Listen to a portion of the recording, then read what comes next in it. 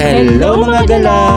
Another day, Another gala! isang mabilis na side trip muna tayo mga gala.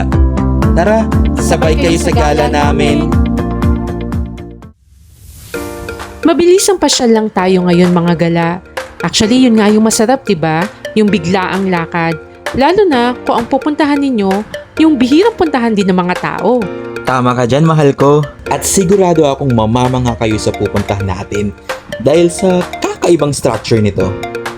Totoo yan, kasi isang kuweba na may malaalamat na kwento ang pupuntahan natin ngayon mga gala. Sounds interesting. Kaya mabuti na lang magandang panahon ng pagpunta natin. Nandito tayo ngayon sa Barangay San Gabriel, Laurel, Batangas.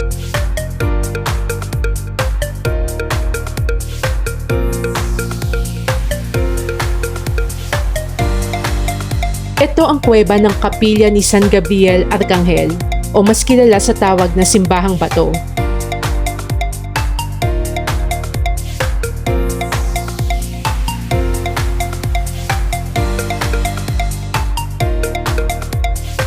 Nung unang panahon at ayon na rin daw sa mga matatanda, isa itong masukal at napapalibutan ng mga punong kahoy bago ito naging simbahan.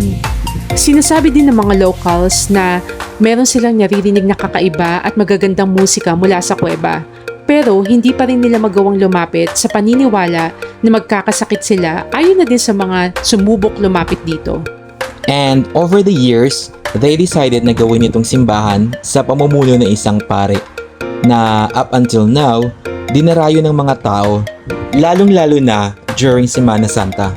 Kaya noong year 1974, dinaos yung First Blessing Mass bilang pagkilala na isa na siyang ganap na church. And take note lang mga gala, isang beses sa isang buwan lang ang misa nila dito, which is every last Sunday of the month.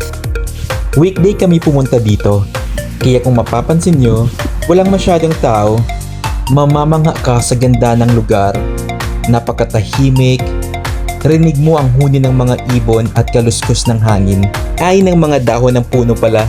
This is a perfect place to connect with nature and of course with God as well.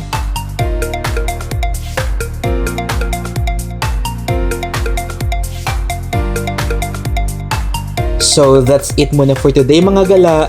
Sa susunod, sabay ulit kayo sa gala namin!